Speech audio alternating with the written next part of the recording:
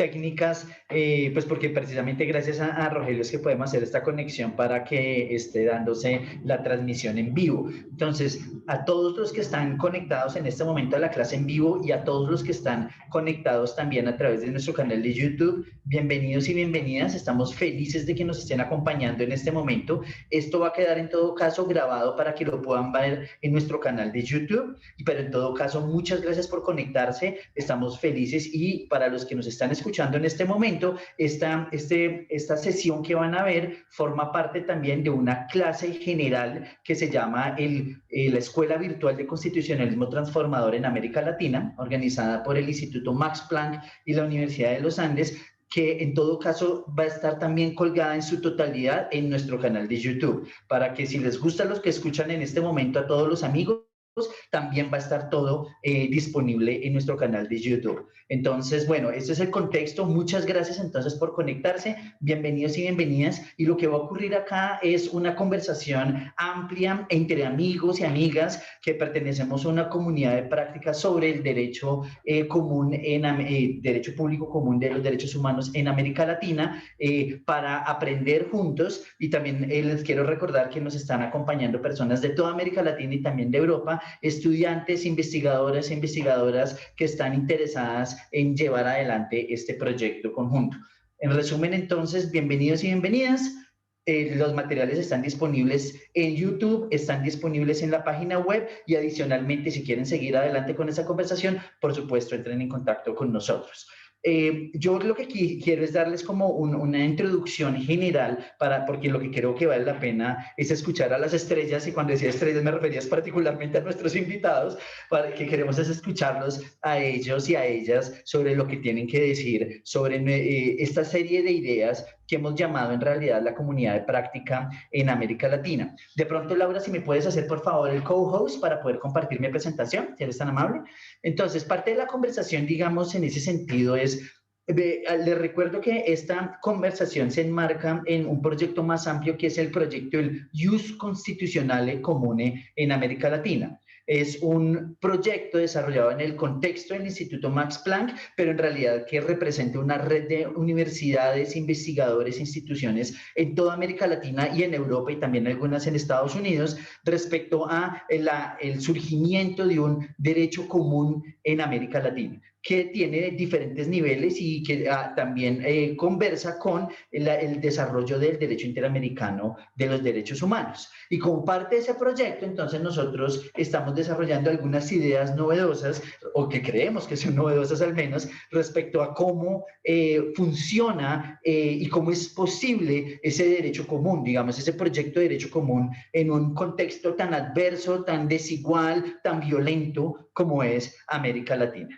Y parte entonces de esa conversación es, primero, recordarles que existe esta idea del derecho común transformador en América Latina, eso de una parte, y otra parte entonces la pregunta es, ¿por qué y cómo funciona? Y ahí es donde entra la conversación más específica de esta sesión, digamos que en ese marco general que les acabo de escribir, la discusión más específica en esa sesión es la idea, digamos, más concreta de la comunidad de práctica, que es la idea que queremos poner sobre la mesa de una forma muy breve.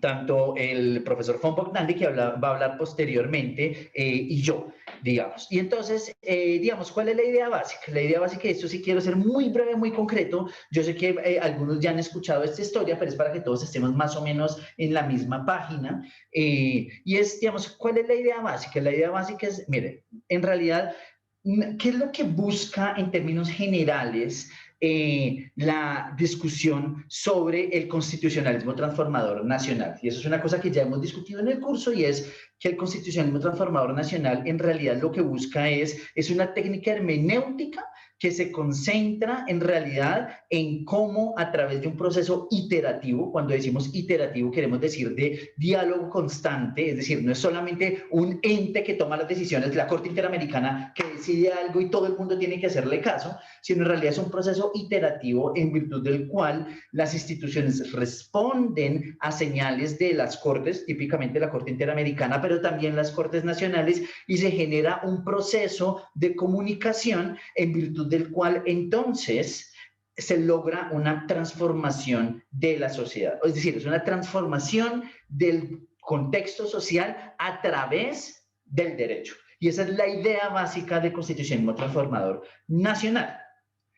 Bueno, y eso ya hemos discutido en este curso y tal vez los que nos están escuchando también van a decir, bueno, pero es que eso en realidad en América Latina es muy difícil, eso en América Latina somos muy formalistas, se toma una cantidad de decisiones y esas decisiones nadie las cumple, ¿cierto? Entonces, puede que las cortes toman y la Corte Interamericana toma estas decisiones que es como muy bonitas, pero en realidad se cuenta que América Latina no está cambiando, sigue siendo una región muy inigual, bueno, etcétera, etcétera. Y eso es cierto, pero entonces la pregunta es, ¿cómo sin embargo, también es cierto que vemos algunas transformaciones en algunos espacios? Es decir, y vemos que el sistema interamericano particularmente y las cortes nacionales también, cuando aplican este derecho común, tienen un impacto. Y vemos que, y eso por ejemplo es un trabajo, algo que ha analizado por ejemplo Viviana Krstichevich en CEGIL, vemos que en todo caso los actores de los derechos humanos y los violadores de derechos humanos se toman muy en serio estas órdenes del sistema interamericano. Entonces, a pesar de que muchos académicos dicen, no, eso no importa, eso nadie lo cumple, tiene nivel de cumplimiento mínimo, observamos en la vida real que aquellos que se pueden ver afectados económica, política, socialmente por las órdenes del sistema o las órdenes del constitucionalismo transformador, se lo toman extremadamente en serio. La pregunta entonces del proyecto de investigación que ponemos sobre la mesa es, ¿cómo funciona eso? ¿Y por qué cómo funciona eso? Y la pregunta es, ¿por qué cómo funciona ese constitucionalismo global? ¿Y por qué lo enmarcamos en el marco de esa discusión de constitucionalismo global?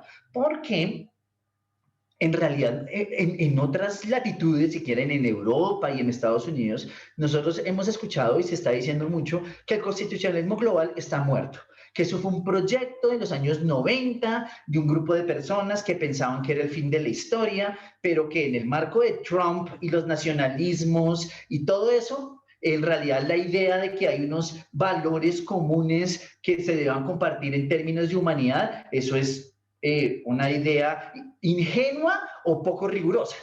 Y entonces, y esa idea entonces está muerta. Y en realidad lo que hay es una serie de conflictos de interés continuos. Nosotros decimos, bueno, eso puede ser cierto en muchos contextos, pero en América Latina la idea de un constitucionalismo internacional no está muerta. De hecho, la idea en América Latina de un constitucionalismo internacional está muy, muy viva y funciona a través de esta agenda del constitucionalismo transformador a diferentes niveles. Y ahí es el segundo punto, y es lo que estamos poniendo ahí. ¿Cómo funciona entonces ese constitucionalismo internacional en América Latina? Funciona a través de tres dimensiones, que son las que yo voy a solamente mencionar acá, y yo sé que el profesor von Bogdanle y muchos de mis colegas probablemente profundicen en algunas de ellas, yo solamente las voy a mencionar. Primero, lo que nos proponemos elaborando sobre literatura anterior, no nos estamos inventando este concepto, lo estamos aplicando a este contexto más bien, nosotros proponemos que en el contexto latinoamericano existe una verdadera comunidad de práctica de derechos humanos. ¿Qué quiere decir una comunidad de práctica? Quiere decir un grupo de personas que no necesariamente están de acuerdo, un grupo de personas que tienen diferentes opiniones sobre un tema, y ese tema es un espacio de práctica jurídica, en nuestro caso, una comunidad que se dedica a interpretar y aplicar la Convención Americana de Derechos Humanos. Esa es la idea básica. Y esa comunidad de práctica crea no solamente significado de las normas jurídicas, sino a través de su interacción transforma realidades. ¿Cómo transformar realidades? Transformar realidades a través de dos procesos que son los que quiero enfatizar, que yo considero que son ideas que estamos poniendo sobre la mesa que no necesariamente estaban anteriormente en la literatura. La primera, a través de los procesos epistémicos. ¿Qué quiere decir procesos epistémicos? Ahorita volvemos a esos cuadritos y esto con eso quiero ser breve. ¿Qué quiere decir la dimensión epistémica del derecho internacional de los derechos humanos? La idea central es que el derecho internacional de los derechos humanos, DIDH en la presentación quiere decir Derecho Internacional de los Derechos Humanos, quiere decir, en realidad nos consideramos que el derecho internacional de los derechos humanos es más que normas jurídicas. en el sentido de órdenes jurídicas válidas. Es más, claro que son normas jurídicas en el sentido tradicional, que son vinculantes, etcétera, pero es más. En realidad, el derecho de los derechos humanos, el derecho constitucional, el derecho público, es también un conocimiento experto que nos da unas herramientas para conocer la realidad. Y ese conocimiento se crea a través de un proceso social, como digo ahí, complejo. Y eso es en el marco de una comunidad de práctica. ¿Por qué les estoy diciendo esto? Porque el mensaje central sobre esta dimensión epistémica es el siguiente. En realidad, uno no piensa el derecho a los derechos humanos, uno no sabe el derecho internacional de los derechos humanos, uno piensa a través del derecho de los derechos humanos. Es decir, uno sabe a través del derecho a los derechos humanos. Es unas herramientas que nos permiten comprender nuestra realidad, organizarnos socialmente, diseñar estrategias, nos permite, no solamente nos da el contenido de lo que pensamos, sino nos permite organizar lo que pensamos. Y ese impacto muy profundo es lo que llamamos nosotros la dimensión epistémica de la comunidad de práctica del derecho internacional de los derechos humanos. Esta dimensión es impresionante porque en realidad, y esto es una cosa que nos sugerimos en el artículo en el cual se basa esta presentación, en realidad uno de los grandes logros del movimiento de los derechos humanos en América Latina es la idea de que nosotros debemos cumplir con algo que se llama Derecho Internacional de los Derechos Humanos, que hay si se quiere, hay un sesgo a favor de cumplir y por lo tanto hay que justificar que no se debe cumplir. ¿Y por qué? Eso no quiere decir que sea imposible incumplir, nosotros sabemos, pero en realidad en América Latina se incumple continuamente el derecho internacional de los derechos humanos. Pero uno de los grandes éxitos, o yo diría el gran éxito del movimiento de los derechos humanos en América Latina, es que hay una verdadera comunidad, una red de personas ubicadas en múltiples lugares del gobierno, de las empresas, de las entidades de derechos humanos, de las cortes, para quienes el punto de partida de entender la realidad es el derecho interamericano de los derechos humanos. Eso no quiere decir que por presiones políticas, incentivos económicos, los actores los incumplan, eso no hay duda, pero el punto es cómo se entiende cognitivamente el problema. Y eso, digamos, para terminar esta parte y volver, y no, porque no quiero tomar más tiempo, para terminar esta parte de la dimensión epistémica, ¿cómo se genera ese conocimiento? Y acá les voy a poner un ejemplo muy concreto que yo creo que para muchos de nuestros estudiantes va a ser muy familiar, y es el concurso del Sistema Interamericano organizado por la American University. Este es un ejemplo entre muchos. Todas nuestras universidades organizan concursos, todos nosotros hemos participado, hemos sido jueces, hemos ayudado a los muchachos, y yo les digo una cosa, para todos los que nos están escuchando, esta es una experiencia que le cambia a uno la vida, le cambia a uno la vida porque conoce amigos, conoce a su pareja del futuro, hace contactos profesionales, pero lo que yo les estoy diciendo es, no solamente cambia nuestra vida personal, sino cambia nuestra vida en la forma en que nosotros entendemos el mundo. Cuando yo digo que nosotros pensamos a través del derecho interamericano de los derechos humanos, estoy diciendo que uno nunca es el mismo después de pensar algo en el contexto, por ejemplo, del concurso interamericano, a través del lenguaje del concurso interamericano. Hay muchas otras formas en que esto ocurre, pero quería traer este ejemplo porque yo sé que muchos de los que nos estarán escuchando han vivido esa experiencia y pueden conectarse de esa forma específicamente a lo que estoy diciendo. Y es cuando digo la generación de conocimiento local, no es solamente creemos un entrenamiento, enseñemos a una persona ahí, sino en realidad es cómo hacemos para que las categorías cognitivas que están en nuestra cabeza, a través de la cual entendemos el mundo, sean categorías derivadas del derecho internacional de los derechos humanos, con sus lealtades normativas, con su visión ideológica, porque obviamente el derecho internacional de los derechos humanos no es neutro, pero ese es el gran logro, que las categorías cognitivas que no son neutras, sino que, digamos, que buscan proteger la democracia, la igualdad, etcétera, etcétera, sean las categorías a través de las cuales describimos el mundo. Y ahí, obviamente, entonces, este era como un ejemplo. Hay otra conversación más larga sobre cómo se crean esos consensos, pero eso no me voy a centrar en este momento acá. Después, si quieren, en la parte de preguntas y respuestas podemos hablar entonces que eso no es una coincidencia, eso obedece a una estrategia específica que ya en América Latina lideró en su momento la Fundación Ford, y en este momento, por ejemplo, la Fundación Konrad Adenauer y otras organizaciones también a su vez también están promoviendo. Eso, digamos, eso en términos de la economía política del conocimiento jurídico. No me voy a profundizar en esto porque quiero terminar entonces con los otros dos temitas que tenía acá. Entonces, comunidad práctica, el proceso epistémico que ya les conté. Tercero, el problema de cumplimiento. Es decir, no solamente se trata entonces, y este es un tema, por ejemplo, que la profesora Sandoval y la profesora Kristichevich han trabajado de manera muy, muy profunda en nuestra comunidad, es cómo, digamos, cómo se da la lógica del cumplimiento en este marco. No, porque el trabajo de verdad de avanzada que ambas profesoras que acabo de mencionar han desarrollado es que el cumplimiento no es solamente el modelo de cumplimiento del derecho penal en el cual un centro de autoridad decide una cosa, mueve una palanca y el otro entonces cumple y si no cumple es que fracasó el derecho. Esa idea es demasiado simple para entender este proceso complejo, digamos, de creación de significado.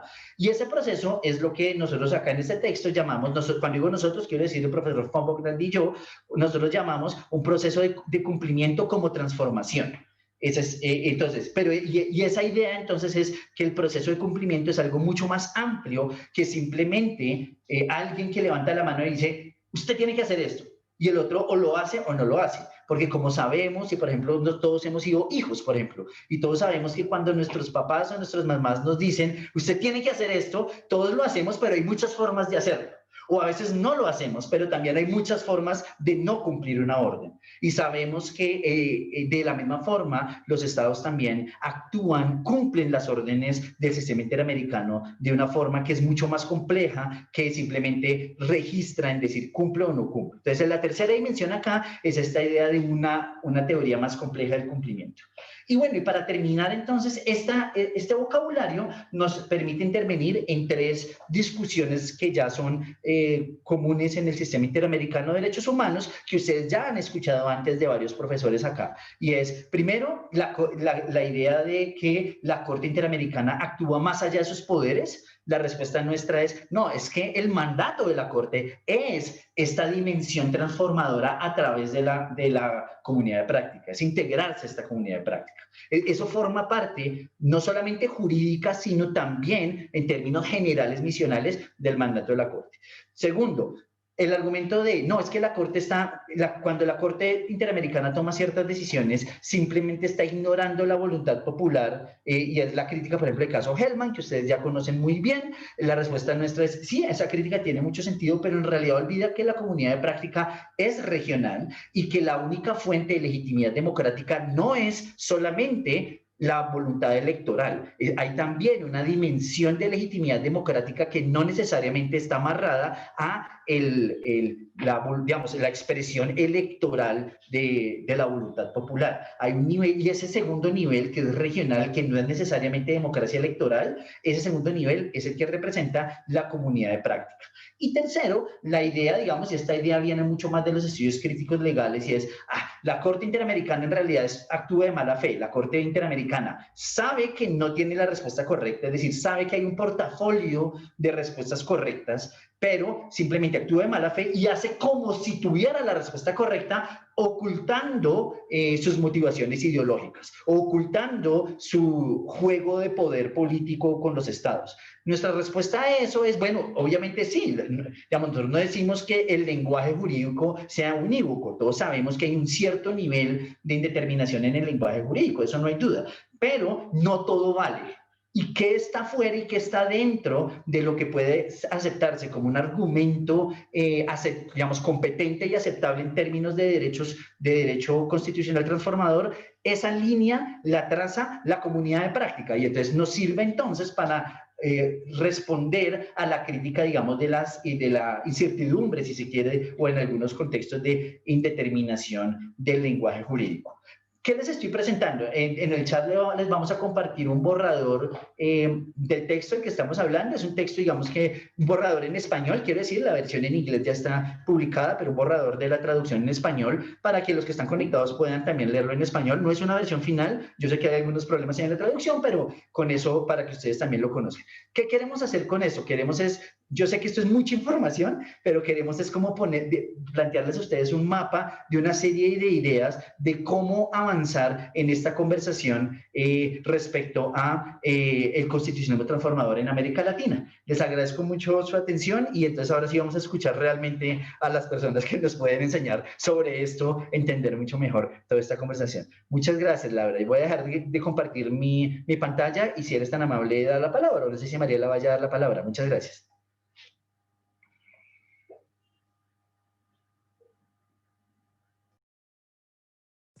El profesor va a hacer el comentario y luego Viviana, Clara y Pablo cuando se incorpore. Pues muy buenos días a todas y a todos. Estoy muy contento de estar aquí en la clase con tantas amigas y amigos. Poder hablar ahora después de René Urueña. Ustedes saben que yo soy de Alemania, que está muy, muy lejos. Son 10 horas de vuelo desde Bogotá y entonces uno se puede...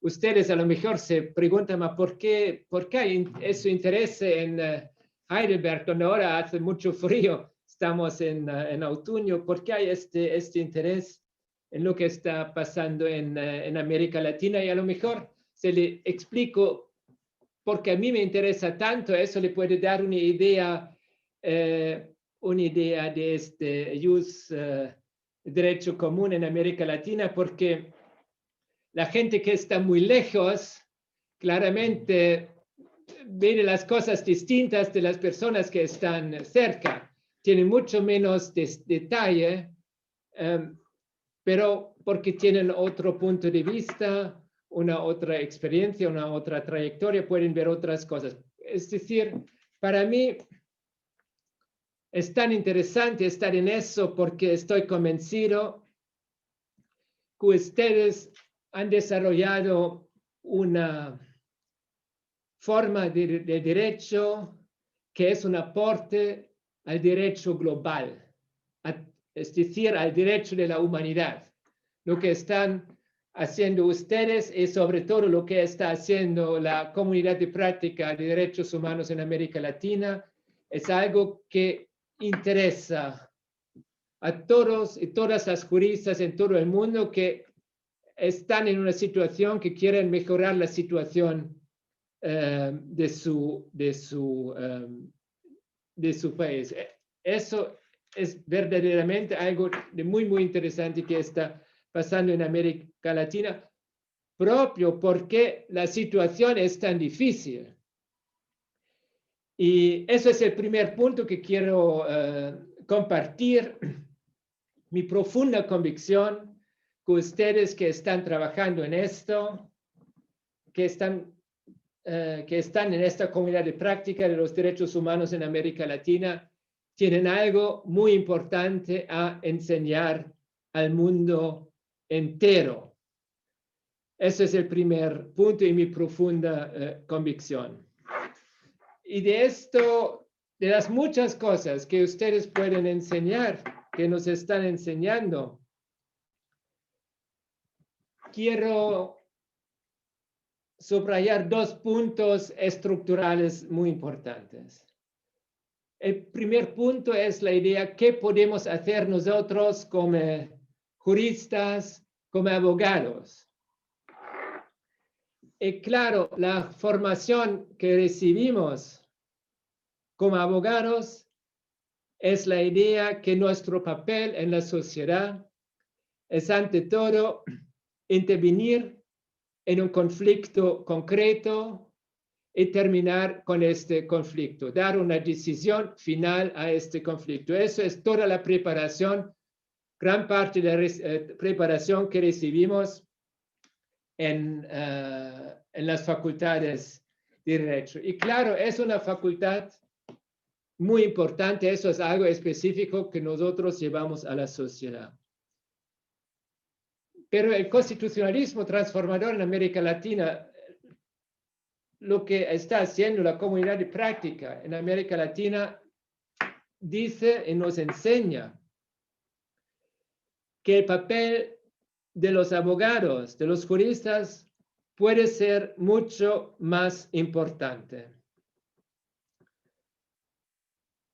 Este trabajo de los juristas, de los abogados, no es solamente intervenir en un conflicto concreto y terminar este conflicto.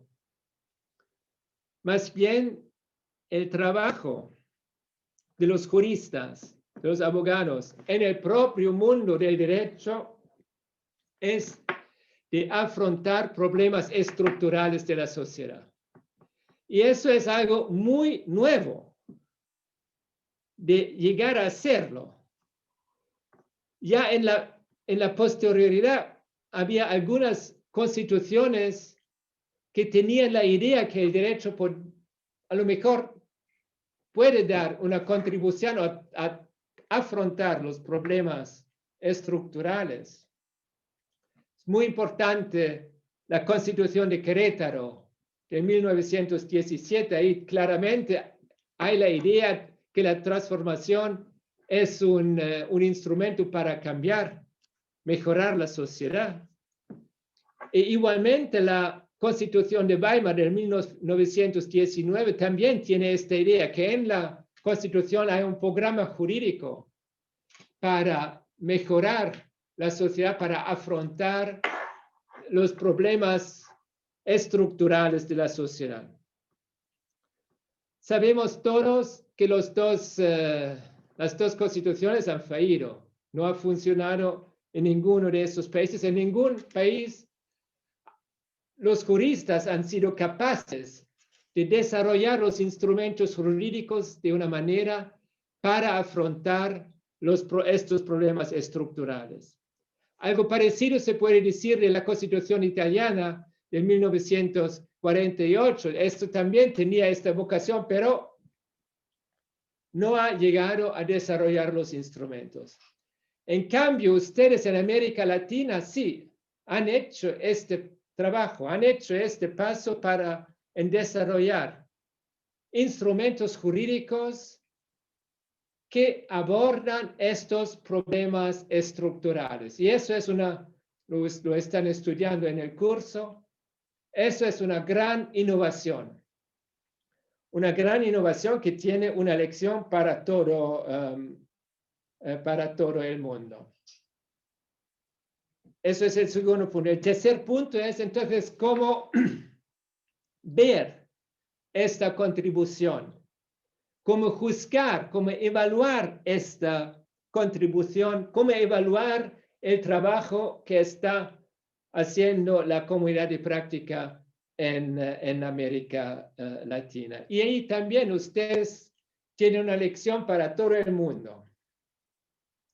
Una lección que es muy importante también para la gente aquí en Europa.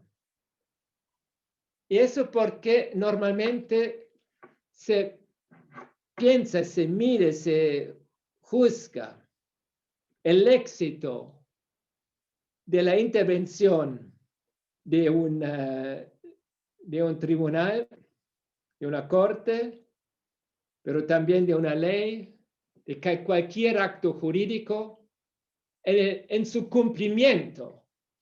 Es decir, si algo jurídico funciona o no funciona, esto se ve si hay cumplimiento o no. Eso es la visión tradicional.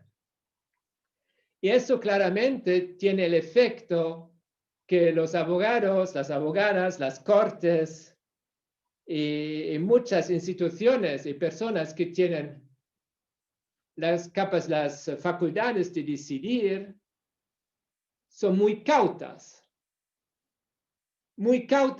porque piensan que si no hay cumplimiento, está en riesgo su autoridad. Y claramente la autoridad es el elemento fundamental de cualquier autoridad, de cualquier corte, tribunal, pero también cualquier ente de administración. Esa es la visión. En cambio, aprendemos del trabajo de la comunidad de práctica de los derechos humanos en América Latina, que no hay que ver las cosas así. claro, el cumplimiento es algo muy importante. Hay que pedir que las instituciones afectadas cumplen con los mandatos, con las decisiones, con los fallos de las Cortes. Pero a juzgar no se limita. Para juzgar el éxito del trabajo de una comunidad de práctica de los derechos humanos no se limita a eso. Hay que ver más allá. Hay que ver más allá y entendemos que ya la creación de un discurso sobre el tema, ya la creación de las pautas cognitivas, de las cuales René acaba de hablar, ya de establecer formas de ver el mundo. La misma creación y realidad de esta comunidad de práctica es un logro muy importante. Y entonces, cuando se ve eso, que el establecimiento de un lenguaje para tematizar temas, para crear foros de discusión, para crear espacios públicos y movilización social, y sobre todo creando una comunidad de práctica que procesa este discurso. Esto es ya un gran logro. Y eso es muy importante, y con esto puedo acabar, en nuestra situación de Europa en este momento. Porque como ustedes saben, también en Europa tenemos graves problemas en la situación de la democracia, de los derechos humanos, el Estado de Derecho en algunos países. Eso es obvio en países como la Rusia o la Turquía, pero también en el ámbito de la Unión Europea tenemos países que están en una vía para transformarse en regímenes autoritarios, como Polonia, como Hungría, como a lo mejor también la Eslovenia. Entonces, nos estamos poniendo en Europa la cuestión cómo actuar. Y muchas cortes y muchas autoridades están confrontadas con la situación que no hay cumplimiento. Y entonces, si ven que no hay cumplimiento, hay muchas personas que critican a esas instituciones y dicen, bueno, ustedes hablan, pero no pasa nada. Y entonces se están destruyendo su autoridad. En cambio, vemos en América Latina que así no se pueden mirar, evaluar las cosas. Hay más bien de ver si estos discursos, estos fallos están fortaleciendo las comunidades de prácticas en estos países que están en la situación de afrontar estos desarrollos. Y también vemos desde América Latina en una manera concreta cómo se puede hacer eso en situaciones muy, muy difíciles. Y por eso, y con eso acabo, repito, ustedes están en un proceso que se puede llamar constitucionalismo transformador por un derecho común. Eso es algo novedoso, de importancia para la región, pero también de gran importancia para el mundo entero.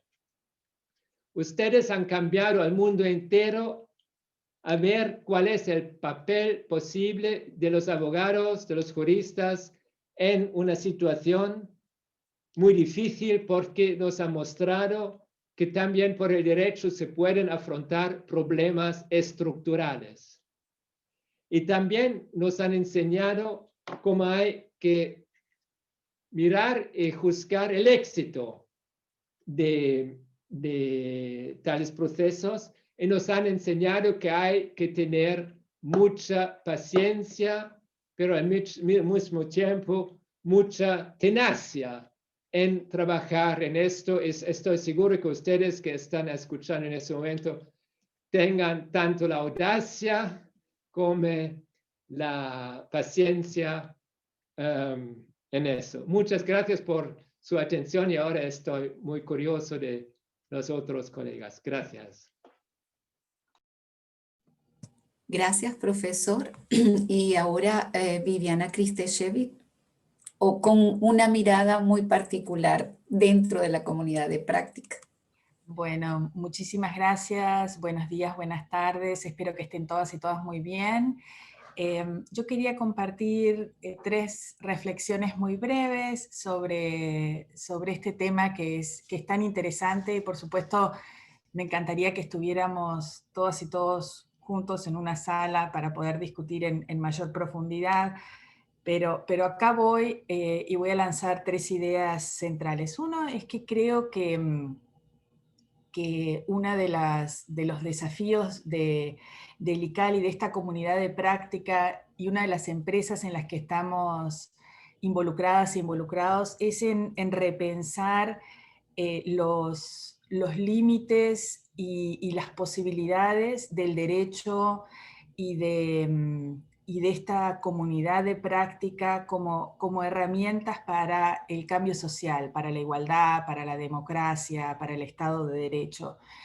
Y algunos de estos conceptos de comunidad de práctica, de procesos epistémicos de desarrollo y de comprensión de las realidades, son contribuciones de este grupo de investigadores, investigadoras y pensadores acerca de cómo se dan y cómo se explican estos cambios sociales y cuál es el papel del derecho y en particular del derecho internacional de los derechos humanos, del sistema interamericano, del constitucionalismo transformador en contribuir a este tipo de cambios. Este es un proceso dinámico e inconcluso, ¿no? Creo que cada uno de nosotros estamos tratando de explorar desde esta comunidad de investigadoras, que es un pequeño grupo dentro de una comunidad mayor,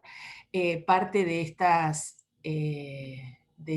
explicaciones y debatimos entre nosotros y entre nosotras y intercambiamos con otras redes. Entonces, las y los invitamos a que continúen refrescando y profundizando este área que es tan importante para entender, analizar, pero también para desarrollar estrategias que tengan en cuenta este conocimiento interdisciplinario con el fin de avanzar en mayor medida en este proyecto, que es un proyecto común de profundización del compromiso democrático.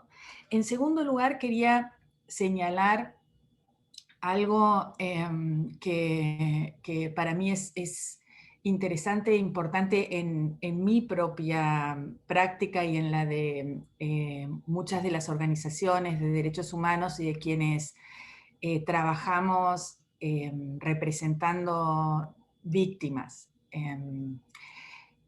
Creo que, y ahí quiero señalar 2 aspectos. Uno es cuáles son los horizontes de esa comunidad y desde dónde nos inspiramos, ¿no? Entonces, yo puedo hacer un aporte en decir que creo que muchas y muchos de nosotros, algunas personas dentro del movimiento de derechos humanos que son víctimas reclamantes, digamos, denunciantes y activos con agencia y activas con agencia y con mirada y visión de los reclamos de derechos, han sido parte de la inspiración y de la fuente de desarrollo jurídico también de el grupo más pequeño dentro de esta comunidad, que somos las abogadas y los pensadores, ¿no? El derecho a la verdad no nace de nosotros, nace de esta comunidad de derechos humanos y de víctimas que dice: queremos verdad, queremos justicia, aparición con vida ya. Bueno, nosotras y nosotros, ¿qué hemos sido? Hemos sido como traductores y traductoras dentro de esta comunidad nos tocó algo. Es como, bueno, somos parte del sistema de salud del derecho, no sé, como a nosotros nos tocó en la sala de emergencia atender esta parte del cambio transformador. Esa transformación que tiene que ver con traducir ese deseo de igualdad y de justicia en un concepto jurídico. Y eso ha ocurrido en la teoría de reparaciones, en el alcance de la justicia, en el alcance de las obligaciones de igualdad y no discriminación, en el desarrollo de derecho a la verdad, y puedo seguir digamos, con ríos de tinta y de palabras sobre esto, pero que quería marcarlo, por una parte, porque esta es una fuente importante de legitimidad, pero también una fuente vibrante de conceptos que luego nosotros traducimos en reclamos. Y también quería señalarlo porque el derecho sobre el que nosotros trabajamos es un derecho, como planteaba René, un derecho que se construye también de manera iterativa. Y estos conceptos son conceptos dinámicos que van cambiando sobre el tiempo. La comprensión que tenemos ahora sobre Estado de Derecho, sobre igualdad, sobre libertad de expresión, casi sobre todas las áreas del derecho, es muy diferente de la que teníamos hace 15 años, hace 30 años, la que tenían hace 50 años otros, hace 70 años otros, ¿no? Eso es algo importante. O sea, los derechos son también un espacio dinámico de contienda de esta comunidad de práctica en la creación y en ese horizonte común de igualdad, dignidad, democracia, autonomía. Y en tercer lugar, yo quería plantear algo que no lo tengo para nada resuelto, pero tiene que ver con por qué en América Latina, ¿no? ¿Por qué en América Latina tenemos esa preocupación y ese deseo de utilizar el derecho y de pensar en el derecho como una herramienta transformadora? Y en la medida en la que las sociedades no han cambiado a la altura de las constituciones, ¿eso es un fracaso de la Constitución o no es un fracaso de la Constitución? ¿Desde dónde anclamos nosotros esa construcción, esas construcciones jurídicas que nos permiten agruparnos y reclamar y repensar la región? Algunos pensadores creen que todo este mundo, los derechos humanos, algo cristalizado, que se hizo en el norte, que empieza en 1948. Creo que para muchas y muchos de los latinoamericanos que estamos vinculados a estos procesos transformadores,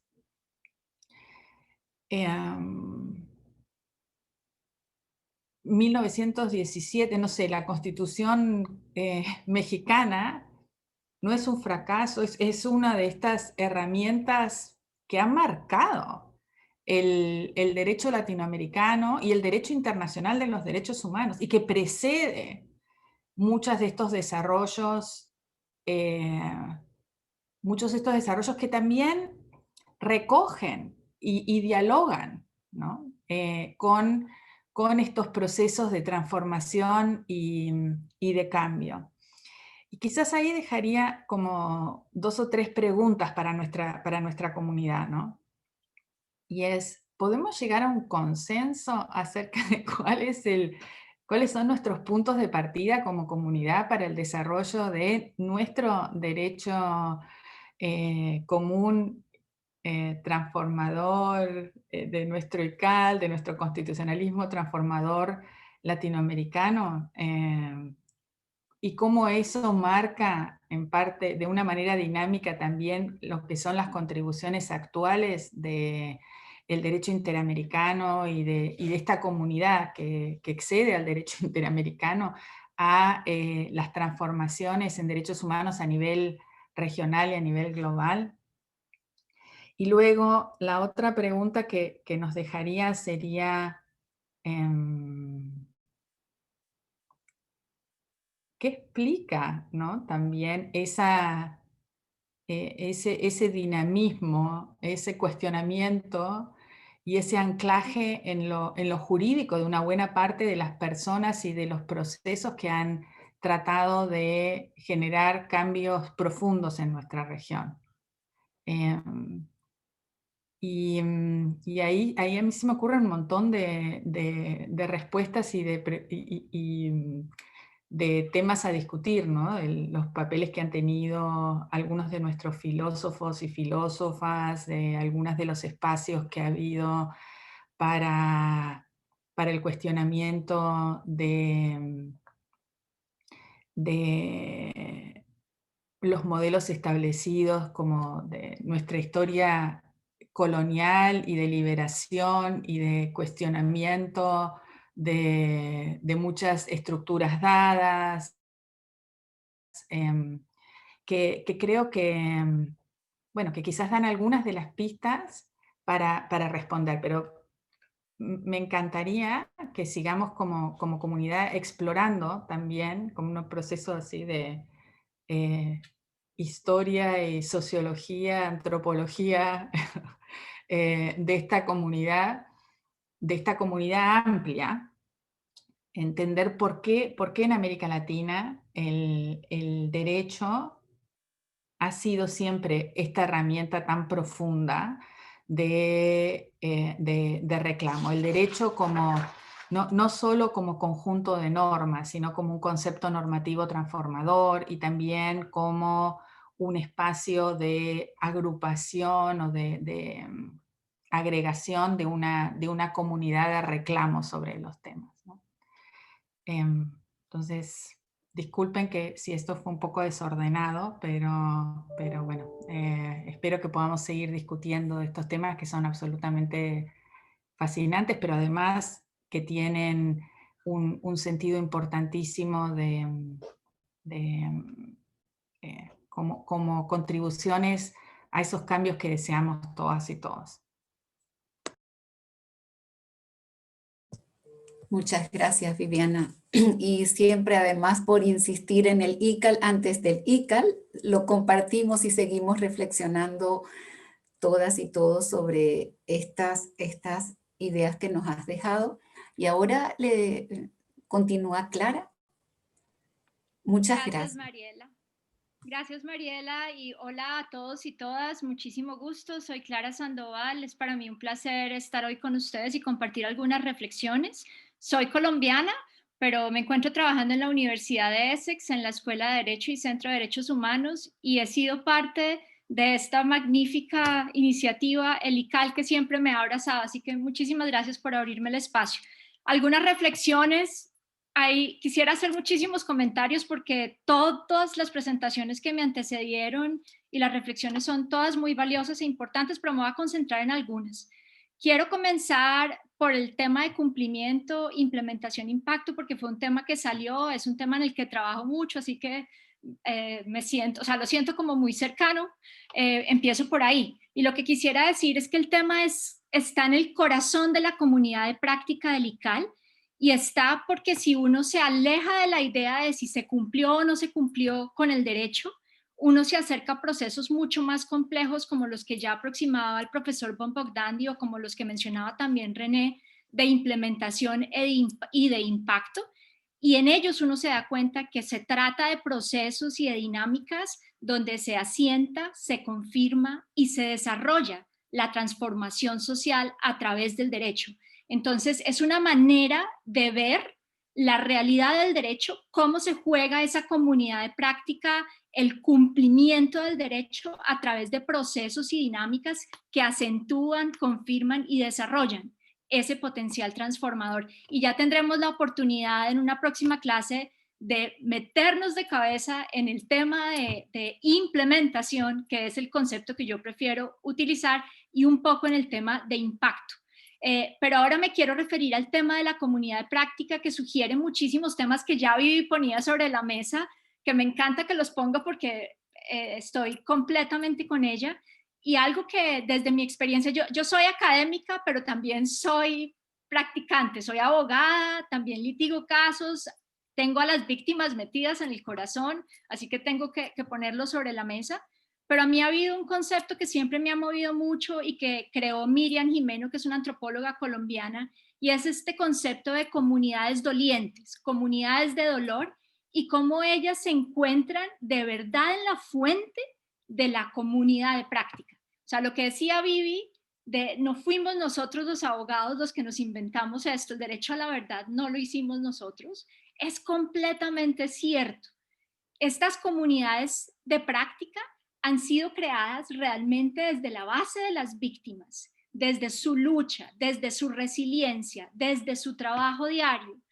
Y yo creo que tenemos que preguntarnos, y esto también va un poco a hacer un puente con algo que decía Viviana, ¿por qué ha sido posible que en Latinoamérica estas comunidades de víctimas, estas comunidades dolientes, hayan podido generar esas dinámicas que se volvieron semilla para que se puedan generar este tipo de enfoques transformadores del derecho? Yo me hago esta pregunta mucho cuando pienso en contextos paralelos, por ejemplo, en el África, o pienso, por ejemplo, en el Asia. O sea, en Europa creo que tenemos un fenómeno diferente, no semejante al nuestro en la región, pero cuando uno se acerca al Asia o se acerca al África, donde también existen comunidades dolientes, uno empieza a preguntarse por qué no han existido estos procesos empoderadores allá que sí hemos tenido en nuestra región. Y ahí pongo una pregunta que encaja completamente con las preguntas que Viviana ponía sobre la mesa.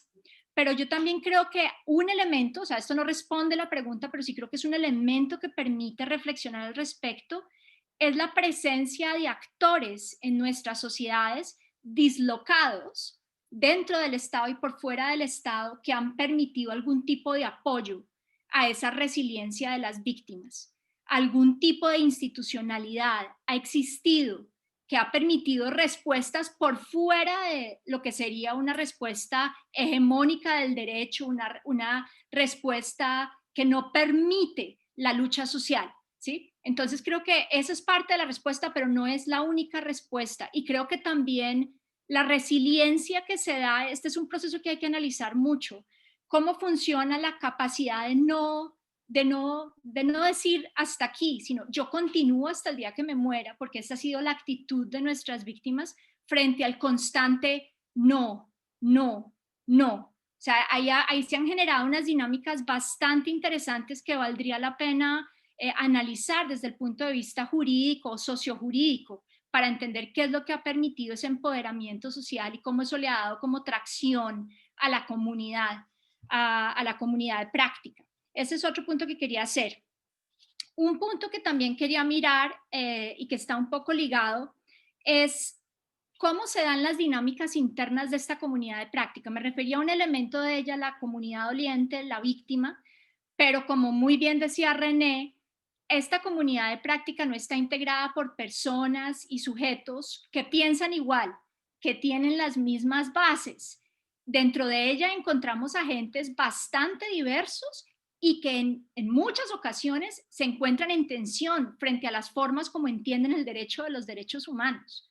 Entonces, ahí hay que hacerse varias preguntas y es, uno, ¿cuál es el impacto de la existencia de todos estos grupos dentro de la comunidad? ¿Facilita o no? Y acá hay algo que a mí siempre me habla en la cabeza y es, el cambio social no es lineal, ¿no? El cambio social va para adelante, va para atrás, sube, baja, sube, baja, sube, baja. Y cuando a veces se generan estos cierres de posibilidad es cuando surgen las oportunidades de cambio. ¿Cómo impacta esto el trabajo de la comunidad de práctica? Y el otro punto que para mí es clave también mirar son esos procesos que yo llamo procesos de colonización del derecho y de recolonización. ¿Y a qué me refiero con esto?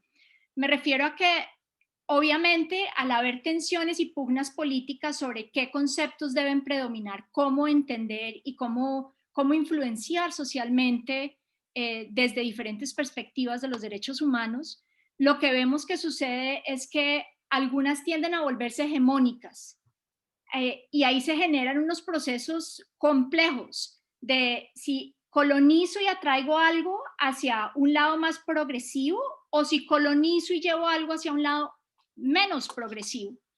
Y ahí también me quiero preguntar yo, ¿hacia dónde va el derecho? O sea, esa comunidad que hemos creado, de la que yo me siento parte, esa comunidad está realmente generando un cambio social, una sumatoria de cambio social, o está ayudando a perpetuar también elementos que consideraríamos no ser tan liberadores, ¿sí? ¿En qué medida se da una cosa o se da la otra? ¿Cómo se maximiza la posibilidad de cambio social, de recolonizar esas áreas que han sido colonizadas por discursos, digamos, más hegemónicos, más dominantes del derecho?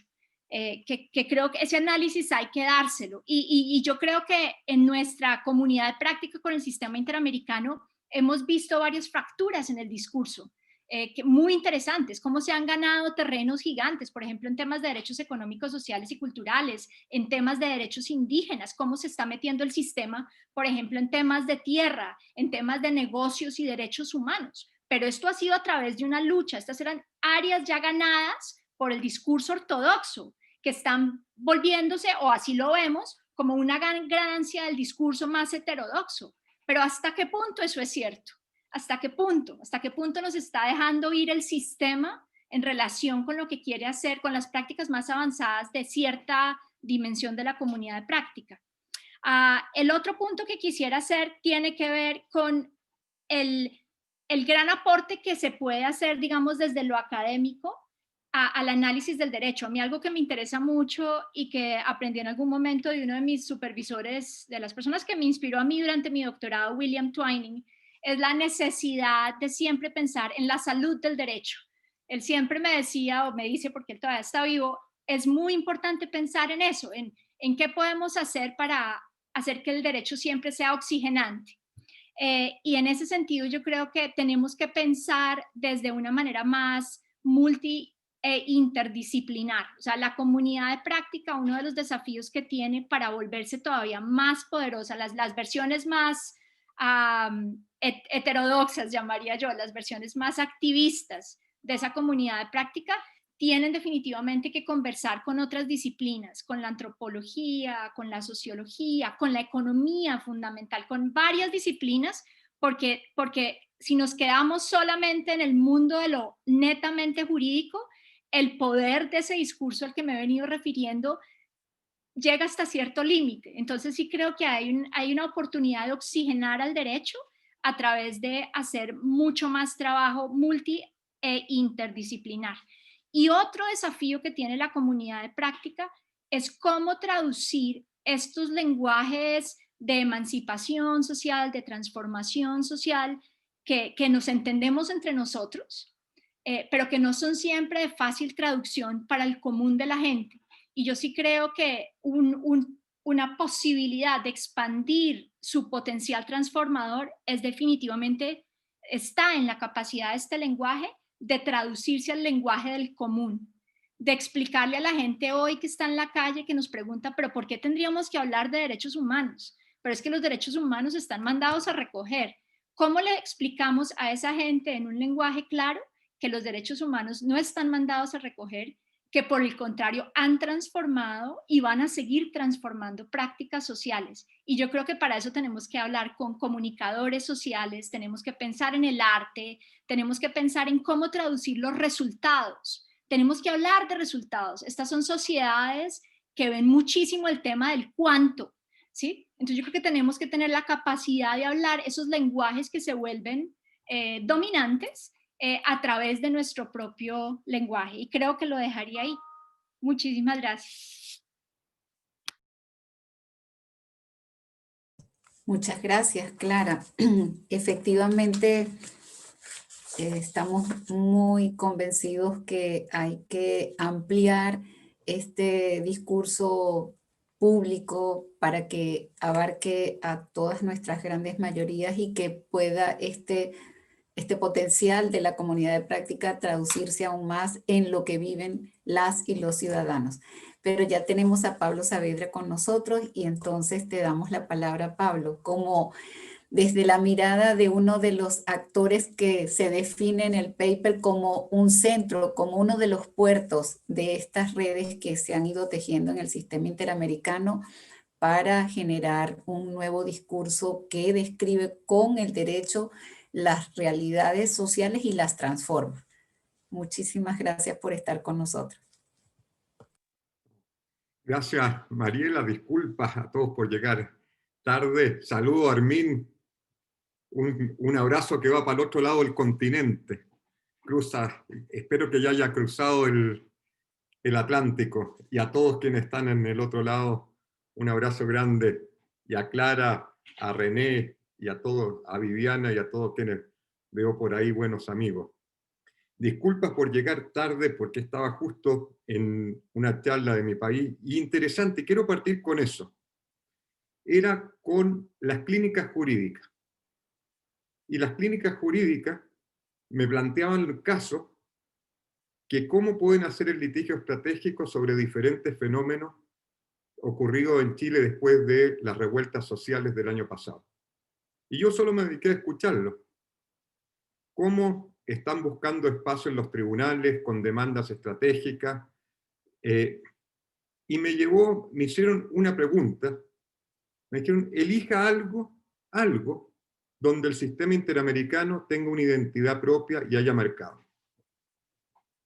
Porque ellos me decían, nosotros estamos usando esta jurisprudencia que producen ustedes en la Corte y queda abismado como chileno cómo estas generaciones nuevas están usando el sistema interamericano, especialmente la jurisprudencia de la Corte. Y yo dije, creo que lo que más marca el sistema interamericano es el sistema de casos. Querámoslo o no, son los casos del sistema interamericano que han hecho las grandes transformaciones sociales, tanto en la Comisión y en la Corte. Eso es lo que nos da una identidad. Eso no lo puede hacer nadie porque es parte del acceso a la justicia. Y ahí quiero retomar algo que decía Viviana, que justo llegué en el momento que estaba ya empezando, y Clara. Y comparto 100% lo que dicen ellas. El rol esencial, y esta es la riqueza de nuestro sistema, lo han cumplido las víctimas. Clara lo dice, las comunidades dolientes. Sí, son las comunidades dolientes. Esa víctima que camina kilómetros para denunciar una violación sexual. Esa víctima que camina para decir, desaparecieron mis hijos. Y ahora es un espacio de una apertura del dolor. Y de ahí, de una manera impensada, empieza a caminar una transformación social.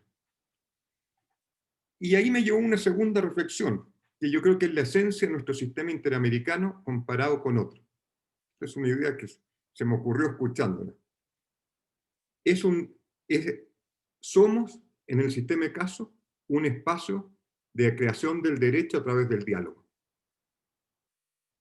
Y eso creo que es una de las grandes virtudes que tiene el sistema interamericano en el sistema de casos.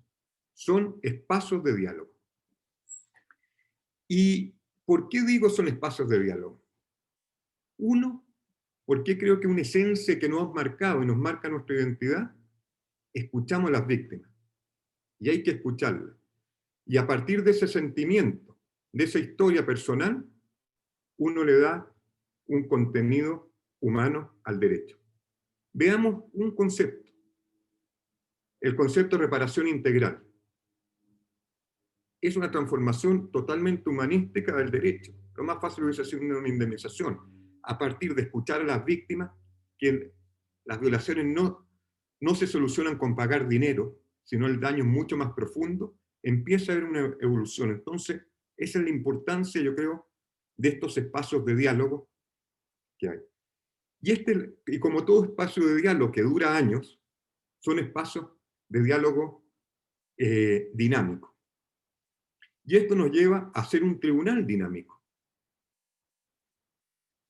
Y un tribunal dinámico que a partir de escuchar a las personas, escuchar a los estados, a los representantes de las víctimas, a las víctimas, y como bien lo decía Clara, un espacio de diálogo que no tiene que ser solo el fenómeno, de los abogados, sino la importancia de escuchar a otras disciplinas, los antropólogos, los psicólogos.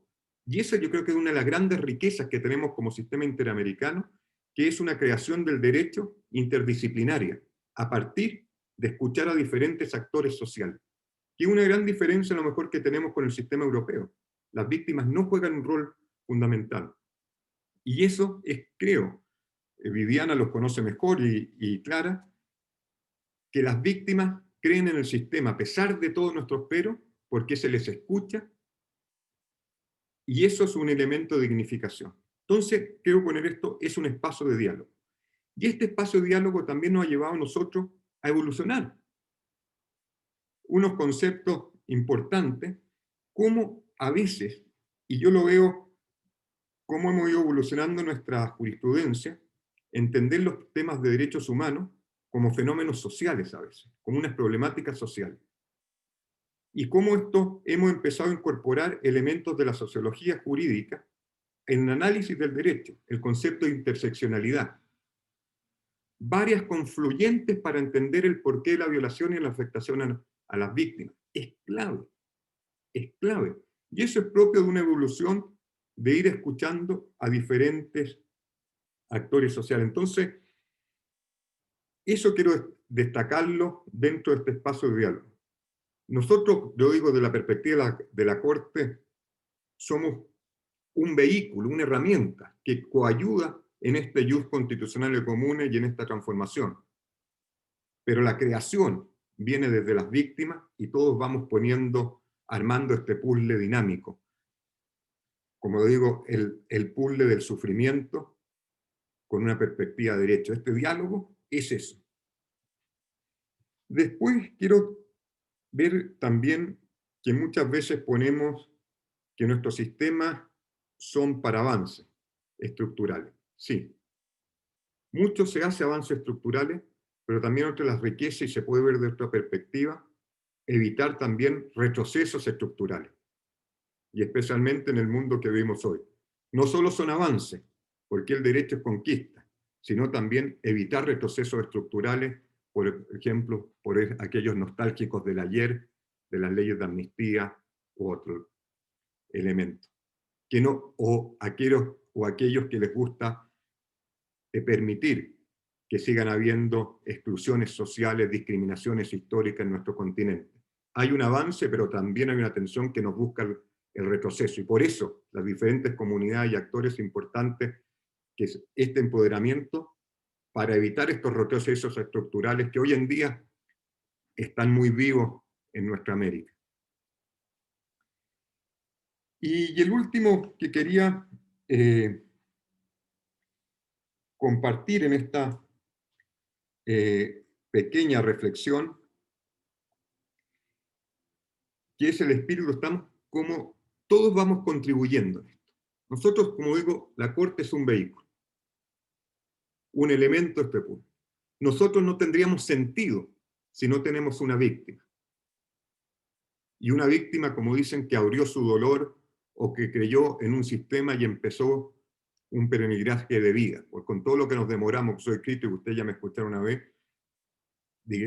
decidieron compartir su vida con el sistema interamericano, pero para hacer transformaciones sociales.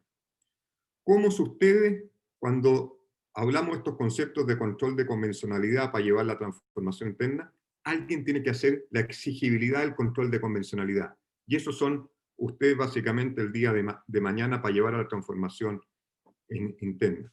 ¿Cómo las organizaciones de la sociedad civil son clave para coayudar a las víctimas en este camino al sistema interamericano? ¿Cómo es clave para nosotros el aporte de la academia? Yo creo que un tribunal que no está abierto a la academia, a la crítica y a las alabanzas, es un tribunal absolutamente ciego, y hay que aprender. Y por eso es importante, yo creo que otra cosa rica de nuestro sistema es un sistema abierto a lo amicus curiae, de todo, presente. Entonces, por eso es un tribunal, creo que son espacios de diálogo. Y el espacio de diálogo no es solo en el caso contencioso, cuando estamos viendo si hay responsabilidad o no, y como lo esbozó Clara, en la etapa de supervisión de cumplimiento. que ahí viene algo que yo llamo la construcción de la confianza nuevamente entre el Estado y la víctima. Son espacios de construcción de confianza, que es muy importante.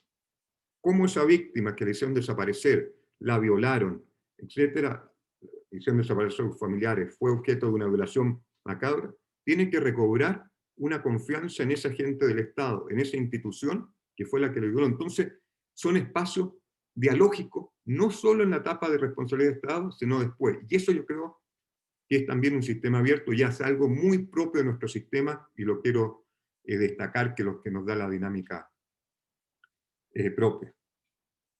Y dejarlo hasta ahí, pues podría seguir mucho, pero estas son algunas reflexiones, pero llamar la atención esto, que cada día lo veo más, que estos son espacios de diálogos constructivos, en donde nos necesitamos todos para pensar en la víctima, y si es posible, cuando corresponda, cómo evitar que estas discriminaciones o problemas estructurales sigan. Por eso, esto creo los grandes aportes del sistema, esta transformación y cómo lo enfocan, es clave. Muchas gracias, Mariela. Muchas gracias, Pablo, porque siempre aprendemos desde esa mirada de la Corte con todo lo que destacas de vehículo, pero especialmente de ser el espacio para construir derecho desde las víctimas, desde su mirada, y la relevancia de los casos, que es detrás de cada caso está una historia de vida, y justamente eso es lo que nos mueve a producir conceptos que permitan aproximarse a este fenómeno con esta óptica, y para citar igual a René en otro, para enfrentar esta era de la desglobalización con otra mirada. Yo quisiera, antes de abrir el debate, decir que efectivamente creo que el potencial del concepto de comunidad de práctica lo podemos representar como con 3 palancas. Una primera es que justamente es dar esa base epistemológica a los actores. Los actores han sido definitivamente definidos a lo largo de los estudios del sistema interamericano como la fuerza catalizadora, como que lo dice Flavia Piovesan, como lo dice don Sergio García Ramírez, el sistema integrado es lo que permite que haya una navegación americana distinta a la europea y a la africana. Pero efectivamente la comunidad de práctica entonces lo presenta con el potencial del derecho para que a través del derecho, y quiero subrayar que ese fue el punto con el que partía René, es a través del derecho que se producen estas transformaciones sociales. Y eso nos parece que es fundamental desde la academia brindar este aporte. El segundo eje, que ya coincidían tanto Viviana como Pablo como Clara, es mirar más allá del cumplimiento, de la implementación, ver el impacto transformador de las medidas del sistema interamericano, de las decisiones, entender las sentencias de esos casos de los que hablaba Pablo como unas sentencias transformadoras, y así lo dice expresamente la propia Corte en sus medidas de reparación en campo algodonero, como lo analizan el texto del profesor von Bogdandi y René Urrueña. Entonces, el impacto transformador, esa mirada, esta nueva óptica que la canaliza el concepto de comunidad de práctica, y yo creo que es una palanca muy reciente que puede empoderar mucho más el sistema. Para conectar con lo que decía Clara, los datos son importantes, y los alumnos de este curso, de esta escuela virtual, no me da tiempo en este instante de mencionarlos, pero lo voy a mandar por el email. Trabajaron casos de Argentina, de Bolivia, de Brasil, de Chile, de Colombia y Guatemala, evidenciando la práctica del control de convencionalidad en temas tan importantes como migrantes, como comunidad LGTBI, como libertad de expresión, pero también en el caso de Bolivia como la personalidad jurídica más allá de la muerte. Entonces, encontramos un mapeo de decisiones que muestran el potencial de una noción como la comunidad de práctica. Y en tercer lugar, desde mi concepto, desde la interamericanización, para insistir que no, el impacto no es solamente en las altas cortes o solo en el derecho constitucional. Y lo decía René, Claudia, que la tengo al frente mío, es una jueza en materia civil que utiliza la perspectiva de género para alguna de sus decisiones en materia de donaciones o en materia de resolución de conflictos de pareja. Quiero destacar con esto que en la comunidad de práctica se extiende a lo laboral, a lo administrativo, a las materias de ahora de antropología, de sociología. Entonces, la comunidad de práctica efectivamente permite identificar todas estas otras comunidades que se integran. Somos muchos en distintas disciplinas para ir mostrando lo que ha sido el impacto del sistema interamericano, y por eso es que creo que, como siempre dice el profesor von Bogdandy, el lenguaje de los derechos humanos nos permite confrontar esta realidad latinoamericana con un gran potencial y con una significación propia para la región. Nos quedan unos minutos.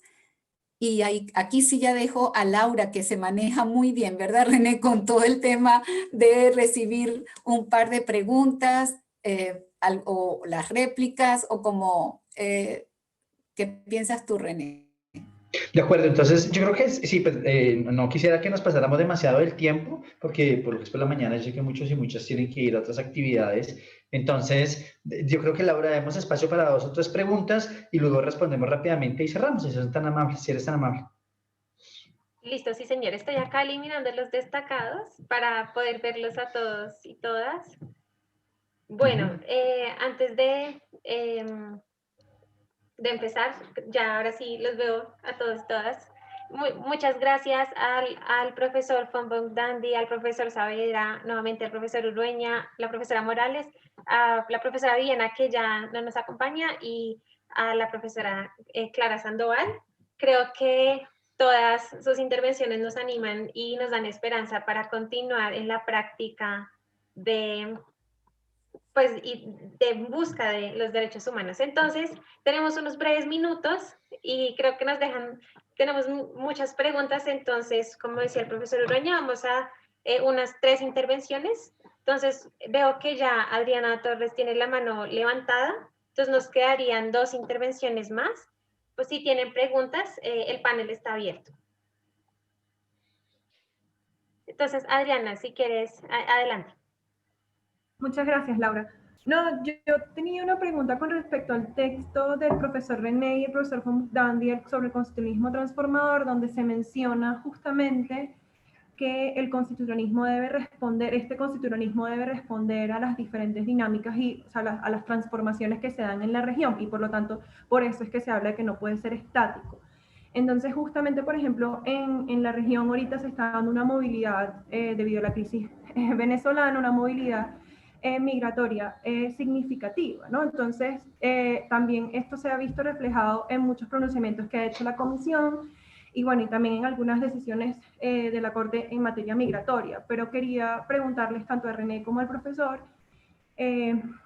entonces, ¿cómo creen ellos que se puede abordar de forma más práctica estas diferentes transformaciones sin tener que esperar, por ejemplo, a que llegue a una Corte Constitucional? O sea, mi pregunta es, ¿dónde opera el constitucionalismo transformador sin el actor de la Corte Constitucional? O sea, ¿dónde están los otros actores en este constitucionalismo transformador?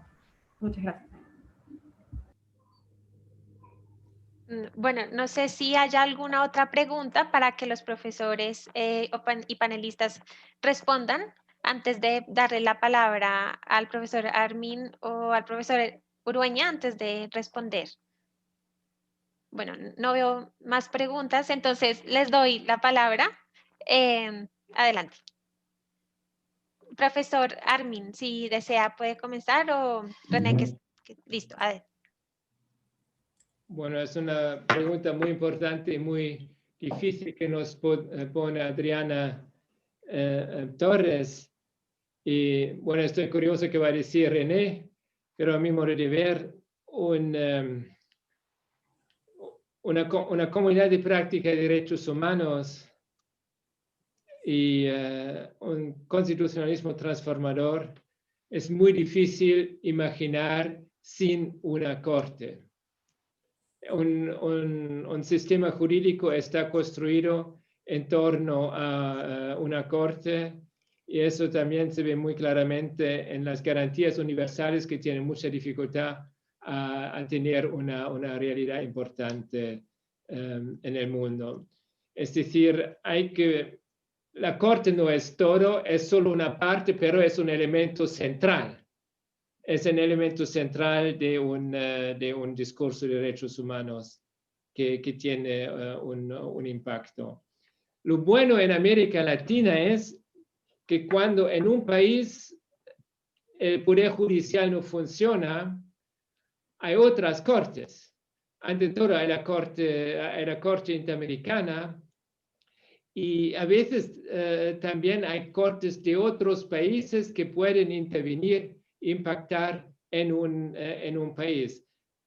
Claramente el discurso se hace mucho más fácil cuando ya no hay un poder independiente en un país, pero sigue tener una importancia, por el cual es tan importante la cuestión de la permanencia de Venezuela en el sistema, ¿no? Eso tiene un papel importante y merece la pena de luchar con buenos argumentos jurídicos. Eso sería mi respuesta tentativa a esta pregunta tan difícil. Muchas gracias, profesor Armin. Tenemos 2 minutos, entonces le doy la palabra a René para que pueda responder rápidamente. Bueno, si cerramos, digamos, pues obviamente la pregunta es complicadísima, pero digamos, la Corte se necesita, pero la ventaja es que al menos la Corte Interamericana sí nos da una cantidad de materiales con los que podemos solucionar los problemas. Nada más en el problema que Adriana sobre migración que estaba planteando, no solamente existe toda la riqueza de jurisprudencia sobre migrantes que tiene la Corte y la Comisión, sino adicionalmente la Corte es generosa dándonos, si se quiere, como escalones para tratar este tema en otros contextos, que simplemente es que parte de la comunidad de práctica los aproveche. Por ejemplo, la opinión consultiva sobre medio ambiente y todos los estándares que desarrolla sobre la aplicación extraterritorial de los derechos humanos. Ahí no hay duda que eso es simplemente una invitación así de grande para que alguien utilice esos estándares para aplicarlos en términos de responsabilidad extraterritorial de los estados respecto a sus migrantes, no solamente como estados expulsores, sino como estados de tránsito, digamos. Entonces, digamos, ahí hay entonces, el punto es, lo que estoy diciendo es no solamente, digamos, de una parte la Corte es importante, la Corte Central, pero no solamente la Corte es importante, la Corte Central, pero esta Corte nos da una cantidad de materiales que me parece que genera una dinámica muy particular, y es que la Corte envía unas señales que después la comunidad de práctica solamente tiene que tomarlas, avanzarlas, y luego a su vez la Corte las va a recibir mandando nuevas señales. Y esa es la dinámica a la que estoy haciendo referencia, y por ejemplo el caso de migrantes claramente está ahí. No solamente tenemos la jurisprudencia, sino adicionalmente tenemos los estándares de aplicación extraterritorial de derechos humanos en el contexto de medio ambiente, que probablemente alguien, activistas con la cabeza muy bien amoblada en la región, van a utilizar para después continuar con ese proceso, que es un proceso, digamos, de subir los estándares y no de bajarlos. Entonces, esa sería mi respuesta en ese sentido. Y yo con eso ya también daría por cerrada mi intervención. Y Laura, tienes la palabra entonces. Gracias, René. Veo que Mariela quiere decir algo breve y entonces cerraríamos. Adelante, Mariela.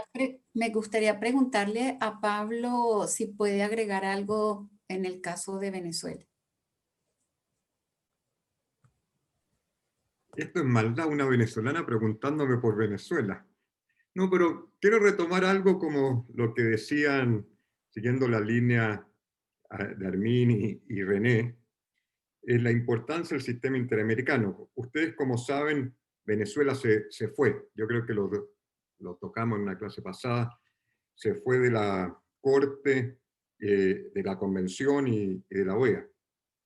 Pero yo digo que Venezuela nos exilió,